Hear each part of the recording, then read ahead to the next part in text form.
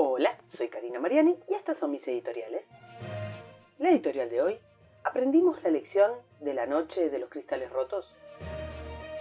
Apenas 83 años nos separan de lo que se llamó la noche de los cristales rotos, el evento clave que le permitió a Hitler entender que el mundo estaba preparado para tolerarle absolutamente cualquier aberración. En estos días se cumple el aniversario de los hechos ocurridos entre el 7 y el 12 de noviembre de 1938, que signaron el destino de 6 millones de judíos. El 28 de octubre de 1938, más de 17.000 judíos polacos residentes en Alemania fueron detenidos y expulsados hacia Polonia con lo opuesto. Pero poco antes Polonia había despojado a los judíos polacos de su ciudadanía y, en consecuencia, imposibilitados de regresar, se encontraron sin hogar y sin medios de subsistencia.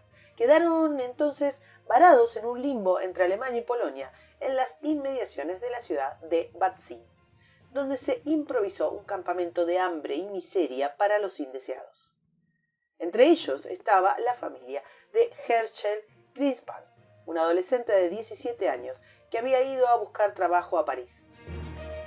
No hablamos de un pequeño grupo, sino de miles de almas, sin comida, sin casa, ni derecho a moverse a ningún sitio. Toda Europa supo de la situación. Y también, obviamente, se enteró Herschel, que se desesperó. El 7 de noviembre de 1938, Herschel Greenspan se dirigió a la sede diplomática alemana en París con la idea de amenazar al embajador Johannes von Belzec. Pero este no lo atendió. En cambio, fue recibido por su secretario, von Frath, a quien Herschel, presa de ira, le disparó a quemarropa, sirviendo a Joseph Goebbels en bandeja la excusa que llevaba tiempo esperando. Rápidamente Goebbels dijo: esto es un ataque de los judíos hacia los alemanes. Esto fue lo que dictaminó el ministro de propaganda nazi. Von Frath no murió de inmediato. A lo largo del 8 de noviembre, Goebbels instruyó a la prensa oficialista para distribuir incesantemente la noticia del intento de asesinato judío en París, que debía presentarse como un indiscutido ataque de los judíos contra Alemania. Cuenta la leyenda que Hitler envió a un médico de confianza para preocuparse por la salud del secretario, que desmejoró luego de la visita del enviado.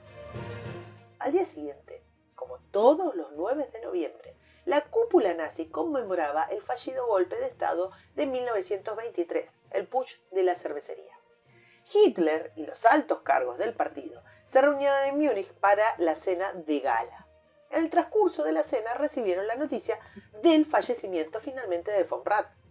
Goebbels, como si casualmente lo hubiera tenido preparado, pronunció un encendido discurso en el que acusaba a la comunidad judía internacional del asesinato del funcionario alemán y dijo que no le sorprendería que los alemanes tomen la ley por sus manos ante el asesinato de un compatriota por un judío, quemando sinagogas y destruyendo negocios.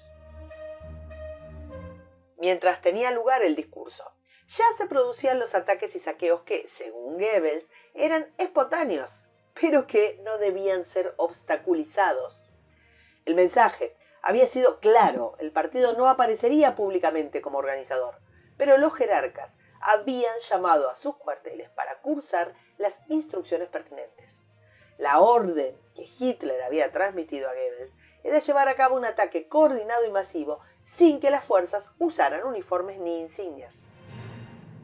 A las pocas horas, la advertencia del ministro se hizo realidad y derivó en un pogrom, un linchamiento multitudinario que asesinó, violó, torturó, saqueó e incendió todo lo que se considerara judío. El pogrom fue dirigido contra los judíos y sus propiedades, así como contra las sinagogas en todo el país. Los ataques dejaron las calles cubiertas de vidrios rotos de las vidrieras de los comercios y de las ventanas de las casas de judíos. Cientos de judíos fueron asesinados y torturados, y decenas de miles de detenidos y llevados a los campos de concentración. Más de 1.000 sinagogas fueron quemadas y los judíos fueron obligados a limpiar los destrozos y a pagar las reparaciones, ya que las indemnizaciones de las compañías de seguros fueron confiscadas por Hitler. Además, la comunidad judía fue condenada al pago de una multa colectiva como indemnización por el asesinato de von Rath. El 12 de noviembre, Göring hizo un balance del programa y adoptó nuevas medidas que privaban a los judíos alemanes de los poquísimos derechos que aún conservaban. Se les privó de todo tipo de comercio, se les prohibió asistir a espectáculos, se les obligó a colocar sus ahorros y joyas en poder del Estado. Se prohibieron las publicaciones judías también. La única salida que les quedaba era la emigración, pero para eso también les pusieron trabas, además de haberles dejado sin medios económicos y con toques de queda que les impedía salir la mayor parte del día de sus casas. Para esta época, los que no habían huido ya se dieron cuenta de que estaban atrapados. Para llegar a este nivel de impunidad y barbarie, Hitler dio muchos pasos anteriores ante el escandaloso silencio de la sociedad e institucionalidad alemanas y del mundo en general. Las críticas a sus políticas ni duraban mucho tiempo ni provocaban grandes cambios en las actitudes o políticas o diplomáticas de la época. Entre 1933 y 1939 se dictaron más de 400 normas contra los judíos, llamadas las leyes de Nuremberg. Las primeras medidas antisemitas se tomaron en abril de 1933, 2 meses después del ascenso de los nazis al poder. El primer día Hitler organizó un boicot a todos los comercios judíos. A los pocos días se prohibió a los judíos ocupar cargos públicos. En mayo de 1933 se realizaron hogueras públicas con libros de autores judíos en las principales ciudades universitarias. En julio se quitó la ciudadanía alemana a los judíos nacionalizados después del fin de la Primera Guerra. A partir de 1935 se colocaron en todo el país carteles que prohibían la entrada de judíos en negocios, en clubes y hasta en pueblos completos. Uno de esos pueblos era Nuremberg, lugar de reunión del Partido Nacional Socialista Obrero Alemán, conocido como Partido Nazi. Allí, el 15 de septiembre de 1935, durante la reunión anual, Hitler estableció 2 leyes que eran claves para sentenciar a los judíos. La primera era la Ley de Ciudadanía del Reich y la otra era la Ley de Protección de la Sangre y Honor alemanes. La Ley de Ciudadanía del Reich determinaba que ningún judío podía ser miembro de la raza y, por ende, ser ciudadano alemán.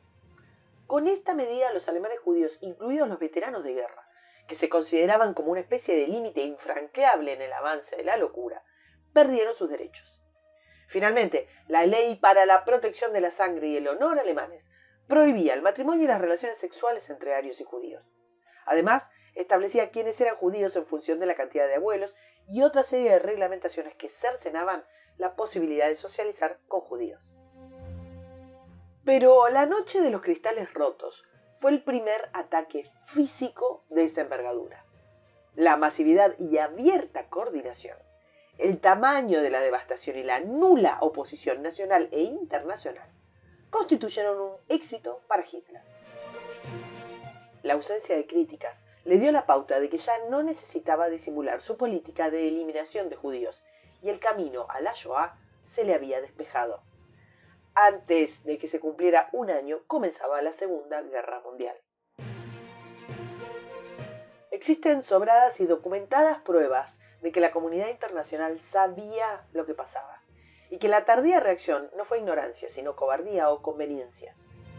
La Oficina Central de Inmigración Judía, dirigida por Adolf Eichmann, solicitaba asilo para judíos europeos en función de la persecución a la que eran sometidos. Luego de la noche de los cristales rotos, Eichmann solicitó al gobierno cubano que acepte a un grupo de judíos alemanes. El 13 de mayo de 1939, 937 judíos de todos los rincones de Alemania salieron del puerto de Hamburgo en el buque Saint Louis con destino al puerto de La Habana. Llegaron el 27 de mayo de 1939, pero se les negó el asilo en Cuba. Y 2 días después, se los negaron en Miami. Distintos barcos con refugiados judíos fueron rechazados en muchos países, aun cuando las leyes de Nuremberg estaban vigentes, y los ataques y deportaciones y encierros eran cada vez más frecuentes. En 1941, Antes de que Estados Unidos entrara a la guerra, ya circulaban las noticias sobre las matanzas masivas con gas. La humanidad eligió callar. La noche de los cristales rotos sirvió como detonante para sistematizar la reclusión de la población judía en guetos, la expropiación de sus bienes y la deportación masiva a campos de exterminio. De ahí en más, Hitler no detuvo ni un segundo la aniquilación de judíos, ni siquiera cuando las derrotas en las batallas requerían de su concentración. Quedaba claro que la contienda mundial no lo distraería de su misión principal. La cuestión judía era sin dudas el más importante frente de guerra. Por más lacerante y escandaloso que resulte, lo que ocurrió en la noche de los cristales rotos no es un hito por lo que pasó, sino por lo que empezó a pasar. La noche de los cristales rotos fue el aval y preludio del Holocausto, la evidencia más contundente de cómo la barbarie avanza a sus anchas cuando los cobardes y los cómplices del mundo permanecen a la expectativa, pensando que el mal se retirará solo y que peores cosas no pueden pasar. En los últimos tiempos, la comunidad judía y el pueblo de Israel vienen recibiendo ataques y bloqueos cada vez más feroces desde las usinas mediáticas, universitarias y culturales. Artistas, diplomáticos y científicos israelíes son insultados y censurados en la actualidad. Ni un siglo pasó de la Shoah. El aparato de propaganda goebbeliano está de nuevo en marcha y sus promotores anidan en todas y cada una de las formas en las que el antisemitismo setentista se transvistió en buenismo progresista y de alguna manera desquiciada las alianzas más increíbles tienen lugar ante nuestros ojos. Existen diáfanas señales, son claros los indicios. La humanidad está, de nuevo, dopada.